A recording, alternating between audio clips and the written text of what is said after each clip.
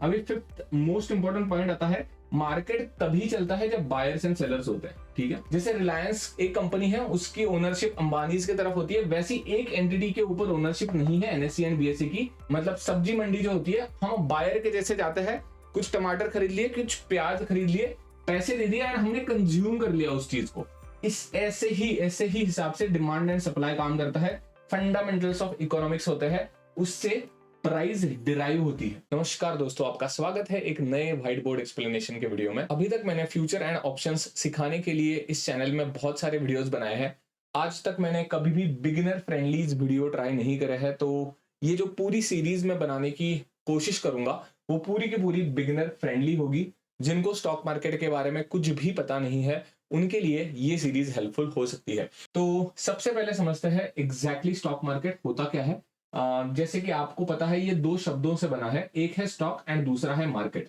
तो सबसे पहले वर्ड के ऊपर हम फोकस करेंगे, what exactly is a stock. Stock का सिंपल मीनिंग है एक बिजनेस का छोटा सा यूनिट, ठीक है। बिजनेस का स्मॉल यूनिट को हम स्टॉक कहते हैं, चाहे वो बिजनेस कौन सा भी हो। कौन से भी आप एग्जांपल ले सकते हो, अगर आपको कौन सी भी कंपनीज पता है, चाहे वो टीसीएस हो गई, चाहे वो रिलायंस हो गया, चाहे वो कौन सी भी बड़ी कंपनी हो गई, कौन सी भी छोटी कंपनी हो गई, एसबीआई का भी स्टॉक होता है। तो चाहे वो गवर्नमेंट एंटिटी हो, चाहे वो प्राइवेट एंटिटी हो, चाहे वो आईटी सेक्टर हो, चाहे वो कौन सा भी सेक्टर हो, किसी भी बिजनेस का एक छोटा यूनिट, ठीक है, छोटा यूनिट जब भी कभी होगा उसको हम स्टॉक कहेंगे। इतनी सिंपल भाषा में आपको समझना है, ज्यादा कॉम्प्लिकेट करने की जरूरत नहीं होती स्टॉक मार्केट को। जितना आसान रखोगे आप स्टॉक मार्केट को, उतना ही आसानी से आपको समझ में आएगा। दूसरा शब्द आता है मार्केट। मार्केट अगेन, मार्केट जब आप सुनते हो, फॉरगेट अबाउट स्टॉक मार्केट, जब भी कभी आप मार्केट ये शब्द सुनते हो तो आपके मन में क्या आता है एग्जैक्टली आपने अगर सब्जी मार्केट में आप गए हो, कौन से भी मार्केट में गए हो आप, तो बेसिकली एक मार्केट होता है, मल्टीपल लोग कुछ न कुछ सामान लेते हुए बैठते हैं, कुछ लोग खरीदते हैं और कुछ लोग बेचते हैं, ठीक है। एग्जैक्टली यही होता है स्टॉक मार्केट में। बट इधर डिफरेंस बस इतना होता है, जो भी ट्रेडिंग होती है, ठीक है, ट्रेडिंग मतलब होता क्या है, ज्यादा कुछ फैंसी एंड एडवांस चीज नहीं है। Trading is nothing but buying and selling, ठीक है। कोई ना कोई बाय कर रहा है एंड कोई ना कोई सेल कर रहा है, इसी के वजह से ट्रेडिंग हो रही है। एंड जिधर किधर ये ट्रेडिंग एक्चुअली एग्जीक्यूट होती है, ठीक है, एक्चुअली ट्रेडिंग जिधर किधर करी जाती है, उस चीज का नाम, उस जगह का नाम या उस प्लेस का नाम हम मार्केट कहते हैं, ठीक है। इतना सिंपल है। कौन सा भी एग्जांपल ले लो, चाहे डी मार्ट का एग्जांपल ले लो, ये थोड़ा सा बड़ा या कॉर्पोरेट मार्केट होगा। कौन से भी सब्जी मंडी देख लो आप, वेजिटेबल मार्केट, ठीक है, वेजिटेबल मार्केट हो गया, फिश मार्केट हो गया, बहुत सारे अलग अलग टाइप के मार्केट्स आपने अभी तक देखे होंगे। वैसे ही होगा, इलेक्ट्रॉनिक्स का मार्केट अलग होगा, लंबर मार्केट अलग होगा जिधर लकड़ियां बेची जाएगी। वैसे ही है स्टॉक मार्केट, जिधर कंपनीज के शेयर्स बेचे जाते हैं। स्टॉक का अल्टरनेट नेम शेयर्स भी होता है, ठीक है, शेयर्स, कंपनी के शेयर्स कह लो, स्टॉक कह लो। एंड अगर आपको आसान भाषा में समझना है, वो एक किसी भी बिजनेस का स्मॉल यूनिट होता है, ठीक है। अभी आते हैं एनएससी एंड सेबी की तरफ, बहुत ज्यादा इंपॉर्टेंट पॉइंट्स है ये। अभी अगर आप देखोगे सब्जी मार्केट में, अगर आपको फॉर एग्जांपल खुद का एक स्टॉल लगाना है, चाहे आपको ओनियन बेचने हैं, चाहे आपको पोटैटो बेचने हैं या टोमेटो बेचने हैं, कुछ भी बेचने हैं, आपको किधर ना किधर रजिस्ट्रेशन करना पड़ेगा, राइट। ये एक मार्केट है, ठीक है। इधर अगर आपको खुद का प्याज का या ऑनियन का स्टॉल लगाना है या टोमेटो का स्टॉल लगाना है, आपको रजिस्ट्रेशन करनी पड़ेगी, उसकी एक प्रोसेस होगी, ठीक है। किधर ना किधर जाके आपको अप्लाई करना पड़ेगा, आपके बारे में इंफॉर्मेशन सबमिट करनी पड़ेगी, तब आपको कुछ ना कुछ जगह अलोकेट होगी एंड इधर आके आप अपना सामान बेच सकते हो, ठीक है। एग्जैक्टली शेयर मार्केट में NSC and BSC are like market places, ठीक है, मार्केट प्लेस है ये। इसको टेक्निकल शब्दों में एक्सचेंजेस कहते हैं, national stock exchange, Bombay stock exchange. But बहुत ही आसान भाषा में ये मार्केट प्लेस है, ठीक है, जिधर मार्केट की जगह है, उधर लोग आके अपना सामान रखते हैं। इधर ये टमाटर नहीं बेचे जा रहे, इधर प्याज नहीं बेचे जा रहे, इधर बेचे जाएंगे बिजनेस यूनिट्स। क्या बेचा जाएगा, क्या खरीदा जाएगा, ये हमेशा याद रखना, ये बिजनेस का बेसिकली मार्केट प्लेस है।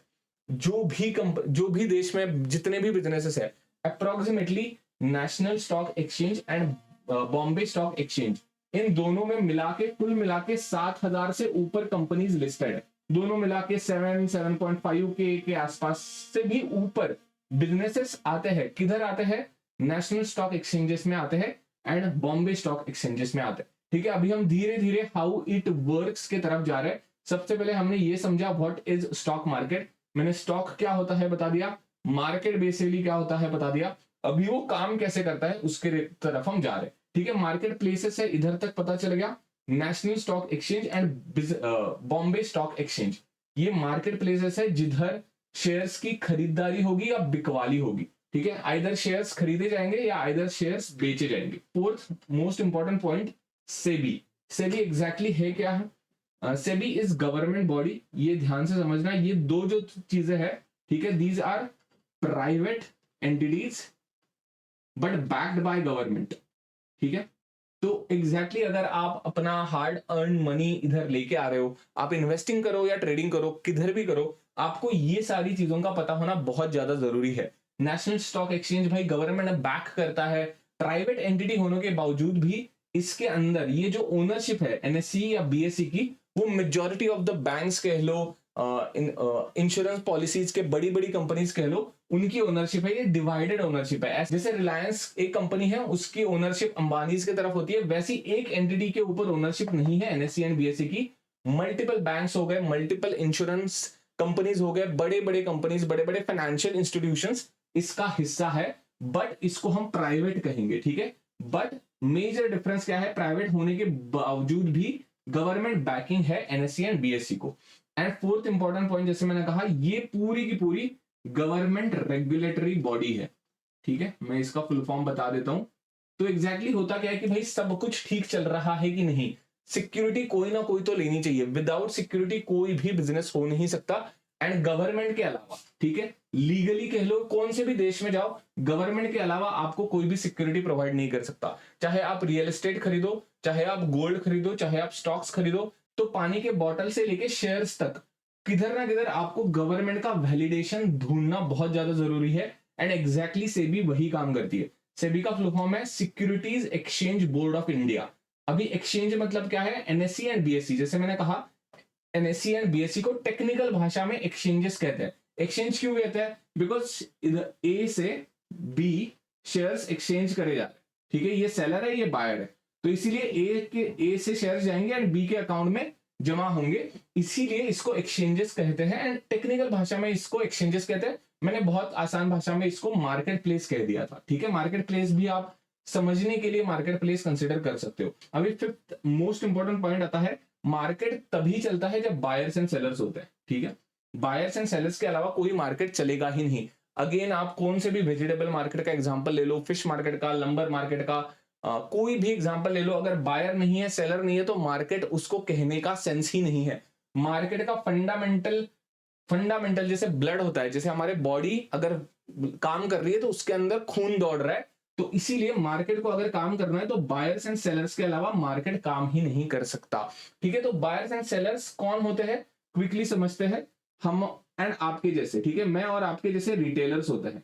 रिटेलर्स मतलब इंडिविजुअल बायर्स एंड सेलर्स। उसके बाद FII, ठीक है, मैं फुल फॉर्म समझा देता हूं, DII, उप्स यार ये क्या गंदा हो गया यार, DII, domestic institutional investors. And उसके बाद प्रमोटर्स होते हैं। बायर एंड सेलर्स के इतने मेजरली कैटेगरीज होते हैं, रिटेलर आपके और हमारे जैसे लोग। FII मतलब क्या, फॉरेन इंस्टीट्यूशनल इन्वेस्टर। DII मतलब क्या, domestic institutional investor.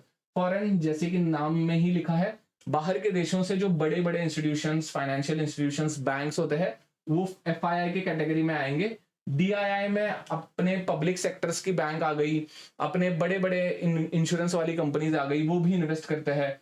Basically major liquidity, major बड़ा पैसा जिसको कहते हैं, बहुत बड़ी वॉल्यूम से। अभी आपके और हमारे जैसे लोग हार्डली करोड़ में कुछ व्यवहार करेंगे।